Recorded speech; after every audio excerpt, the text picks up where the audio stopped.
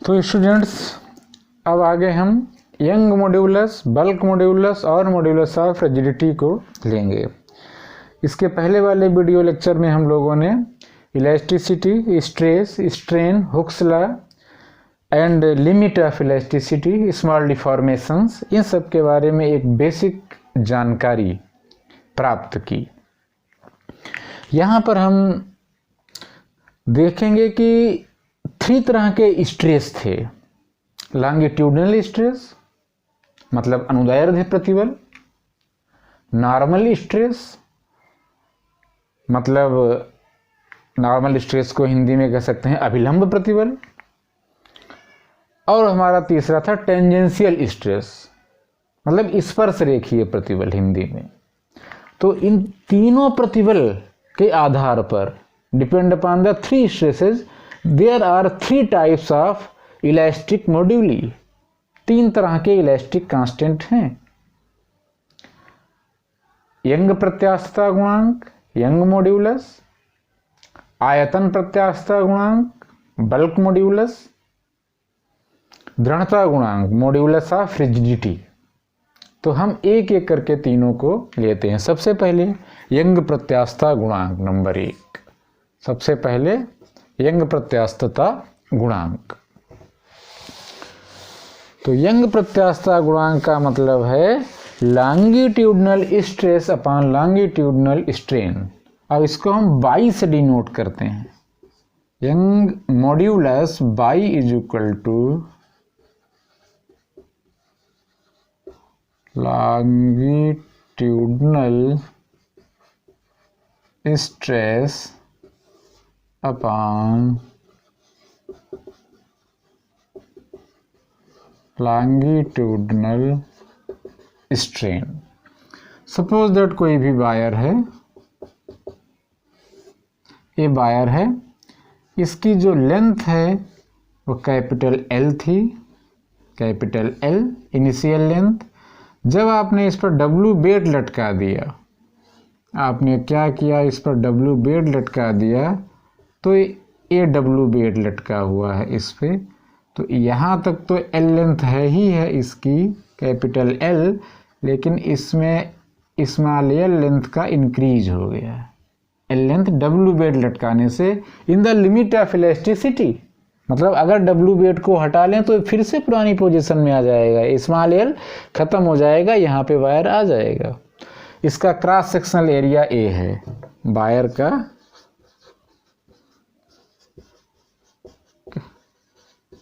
Cross sectional area is equal to A, अनुप्रस्थ परिच्छेद का क्षेत्रफल कैपिटल ए। देन यहाँ पर स्ट्रेस क्या होगा, लॉन्गिट्यूडनल स्ट्रेस की बात कर रहे हैं हम लोग। लॉन्गिट्यूडनल स्ट्रेस क्या होगा, लॉन्गिट्यूडनल स्ट्रेस होगा force upon area. Total force का मतलब ये जो वेट आप लगा रहे हो ये, और एरिया इसका क्रॉस सेक्शनल। अब मान लिया थोड़ा सा हम यहाँ पे वायर को थिक बना देते हैं, मोटा। मान लिया ए वायर था, यही जो पतला वायर है इसको थोड़ा सा शेप में चेंज करते हैं। इसकी अगर आर रेडियस है तो ए जो सिरा है इसका एरिया ए क्या हो जाएगा, ए इज इक्वल टू हो जाएगा पाई आर स्क्वायर। ए इस सर्किल है, सर्किल का एरिया पाई आर स्क्वायर होता है, तो वायर का क्रॉस सेक्शनल एरिया हो जाएगा पाई आर स्क्वायर। और जो डब्लू वेट है वही फोर्स है, तो फोर्स इज इक्वल टू क्या हो जाएगा, डब्लू, और इज इक्वल टू आप क्या लिख सकते हो, एम जी। रियल में एम जी का भी यूनिट न्यूटन ही है, mass into acceleration. Gravitational acceleration है तो क्या हुआ है, तो एक्सेलरेशन है। तो ये एम जी और पाई आर स्क्वायर यहाँ पे आप रख सकते हो, तो एफ इज इक्वल टू लिख सकते हो एम जी, अब ए को लिख सकते हो पाई आर स्क्वायर। अब अगर हम लॉन्गिट्यूडनल स्ट्रेन की बात करें तो ये होता है increase in length upon initial length. तो इंक्रीज इन लेंथ हो गया एल और इनिशियल लेंथ थी कैपिटल एल। तो यंग मॉड्यूलस का फार्मूला क्या है, longitudinal stress upon longitudinal strain. Then Y is equal to क्या हो जाएगा, बाई इज इक्वल टू हो जाएगा एफ अपॉन ए रख दिया ऊपर, लॉन्ग स्ट्रेस अपॉन स्ट्रेन क्या है, स्ट्रेन है एल बाई एल। तो ये हो गया एफ कैपिटल एल अपॉन ए स्मॉल एल, वैल्यूज पुट कर दीजिए। एफ क्या था, एम जी, तो एम जी एल, अब ए की value pi R square small L, तो ये हमारा फार्मूला बन गया वाई का। ठीक है, कहने का मतलब है कि y is equal to M G L upon pi R square L. Unit की बात करें तो यहाँ देखो longitudinal stress upon longitudinal strain, तो स्ट्रेस का यूनिट तो है, स्ट्रेन का कोई यूनिट नहीं है। तो y यानी यंग प्रत्यास्थता गुणांक, यंग मॉड्यूलस का यूनिट वही होगा जो स्ट्रेस का यूनिट होगा, स्ट्रेन का तो यूनिट ही नहीं है। तो यूनिट की अगर हम लोग बात करें तो हमारा यूनिट इसका क्या हो जाएगा, स्ट्रेस का क्या होता है, force upon area, Newton upon metre square, MKS system में यूनिट क्या हो जाएगा, न्यूटन अपान मीटर स्क्वायर। तो ठीक है स्टूडेंट्स, आगे हम लोग देखते हैं दूसरा, आयतन प्रत्यास्थता गुणांक, इंग्लिश में कहेंगे तो यंग मॉड्यूलस, आयतन प्रत्यास्थता गुणांक। अब जो ऑब्जेक्ट है हमारा, अभी तो हमारा लॉन्गिट्यूडनल था वायर, लेकिन अब हमारा है क्यूब या क्यूबोइड टाइप से, मतलब वॉल्यूम है जिसमें, सपोज दैट ये हमारा एक क्यूब था, ये हमारा क्यूब बन गया है और इसका जो इनिशियल वॉल्यूम है वो कैपिटल वी है। ठीक है, इनिशियल वॉल्यूम क्या है, कैपिटल वी। अब किया क्या आपने, इसमें फोर्स लगा दिया ऊपर से। इसको फोर्स का मतलब होता है प्रेशर, क्योंकि अगर इसका क्रॉस सेक्शनल एरिया है कैपिटल ए एक फेस का, अब आपने फोर्स, टोटल फोर्स लगाया है उस पर एफ, तो प्रेशर इज इक्वल टू हो जाएगा एफ अपान ए, और यही को हम क्या बोलेंगे, stress. Stress is equal to force upon area cross sectional. ठीक है, ये तो हो गया। अब हम बात करें, जब हम लगाएंगे ऊपर से प्रेशर, तब इसका कंट्रैक्शन होगा, यानी इसके वॉल्यूम में कमी हो जाएगी। कैपिटल वी था इनिशियल वॉल्यूम, अब मान लिया कि इसका वी वॉल्यूम कम हो गया प्रेशर ऊपर से लगा देने से, वी वॉल्यूम क्या हो गया, कम हो गया, डिक्रीज हो गया। तो इसका बाद का वॉल्यूम क्या बचा प्रेशर लगाने के बाद में, पहले v था फिर v माइनस वी हो गया, यानी कमी v के बराबर है, स्मॉल v।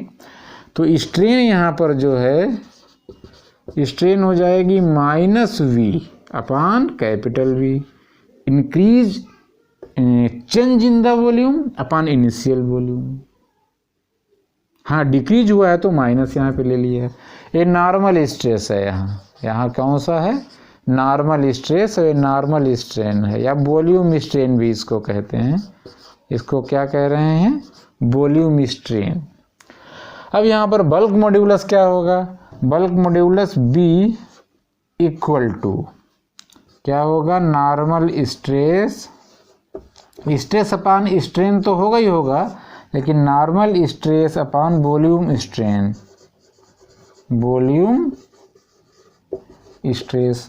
नॉर्मल स्ट्रेस क्या है, v अपान ए, और जो हमारी वॉल्यूम स्ट्रेन है minus small v upon capital V equal to minus का एफ वी अपान माइनस का v इंटू ए। ये हमारा हो गया माइनस का F V upon V into ए। यूनिट इसका वही है, न्यूटन अपान मीटर स्क्वायर। क्यों, क्योंकि नॉर्मल स्ट्रेस है तो स्ट्रेस ही, अब नॉर्मल का मतलब अभिलंब प्रतिबल, आयतन विकृत, वॉल्यूम स्ट्रेन का मतलब इसका कोई यूनिट नहीं है, क्योंकि change in volume upon initial volume, ऊपर भी वॉल्यूम का यूनिट नीचे भी वॉल्यूम का यूनिट, तो कोई यूनिट नहीं, बस इसका यूनिट है force upon area Newton upon metre square. तो वही हमारा बल्क मॉड्यूलस का भी यूनिट हो जाएगा। तो यूनिट की बात करें तो हो जाएगा न्यूटन अपान मीटर स्क्वायर। तो ये बल्क मॉड्यूलस हो गया, यानी आयतन प्रत्यास्थता गुणांक। अब ये एक बड़ा इंपॉर्टेंट टर्म है यहाँ पर, कंप्रेसिबिलिटी। कंप्रेसिबिलिटी को हिंदी में कहते हैं संपीड्यता। ये है कंप्रेसिबिलिटी, हिंदी में इसको कहते हो संपीड्यता।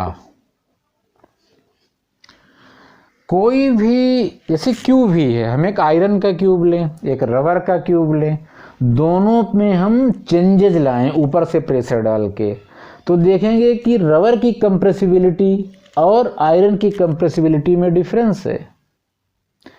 रबर की कंप्रेसिबिलिटी ज़्यादा है और आयरन की कंप्रेसिबिलिटी कम है, वो कम दब रहा है और वो ज़्यादा कंप्रेस किया जा सकता है। जबकि बल्क मॉड्यूलस इसका उल्टा है, बल्क मॉड्यूलस आयरन का ज़्यादा होगा और रबर का कम। यानी इसके उल्टे को 1 कंप्रेसिबिलिटी की अगर हम बात करें, compressibility equal to 1 bulk modulus, bulk modulus जितना ज़्यादा होगा वो कंप्रेसिबिलिटी उतनी ही कम होगी, और बल्क मॉड्यूलस जितना ही कम होगा कंप्रेसिबिलिटी उतनी ही ज़्यादा होगी। रबर का बल्क मॉड्यूलस कम है, कंप्रेसिबिलिटी ज़्यादा है। स्टील का बल्क मॉड्यूलस ज़्यादा है, कंप्रेसिबिलिटी कम है। तो कंप्रेसिबिलिटी भी टर्म है फिजिक्स में, यानी संपीड्यता क्या होगी, इसको भी आप लोग याद कर लें। अब हम लोग थर्ड इलास्टिक मॉड्यूली देखते हैं, मॉड्यूलस ऑफ रिजिडिटी यानी दृढ़ता गुणांक। मॉड्यूलस ऑफ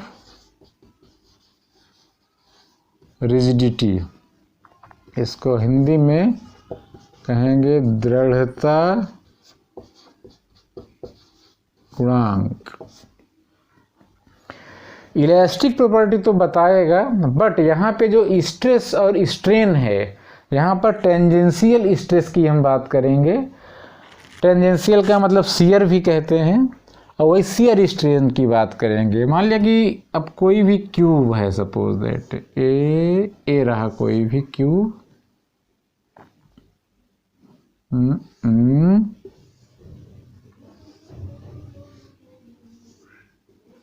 ये हम क्यूब बनाए ले रहे हैं इस तरह से, ऐसे और ठीक है। अब क्या किया, इस वाले सरफेस पर टेंजेंशियल फोर्स लगा दिया एफ, अब नीचे वाला फिक्स है, यानी जो ए बी, एक मिनट,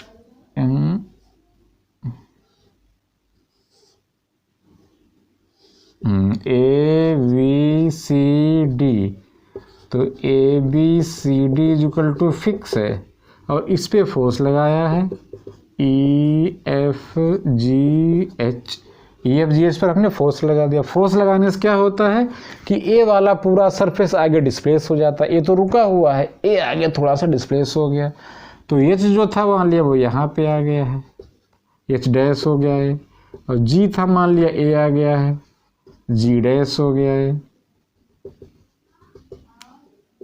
इस तरह से ऐसे जो हमारा एफ है ये बढ़ के एफ डैश पे आ गया, ई जो है वो बढ़ के ई डैश पे आ गया, इस तरह से ए मिला दिया हमने, ऐसे ऐसे, तो एच एच डैश पे आ गया, जी जी डी से पहुँच गया, एफ एफ डैश पे पहुँच गया, ई ई डैश पे पहुँच गया, यानी ऊपर वाला जो फेस था वो डिस्प्लेस हो गया। टेंजेंशियल हमने लगाया है इस पे फोर्स, और यहाँ पे जो है ए वाला फिक्स है, ए वाला ए पर ही रहा, तो यहाँ पर एक एंगल एराइज हो गया है, ठीक है।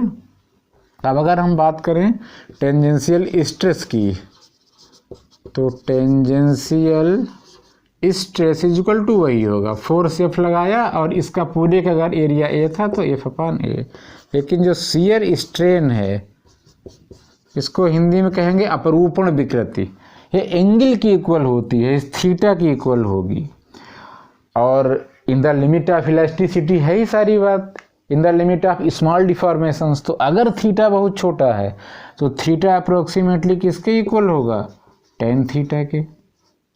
ये बात आप समझ सकते हो, tan theta is equal to क्या होता है, परपेंडिकुलर अपॉन बेस, लंब बटे आधार। अब मान लिया कि इस तरह का है, ये देखिए बहुत छोटा अगर थीटा है तो ए आपका परपेंडिकुलर होगा और ए बेस होगा, तो बेस और हाइपोटेनस में कोई डिफरेंस नहीं होगा, हाइपोटेनस बेस के इक्वल हो जाएगा छोटे एंगल के लिए।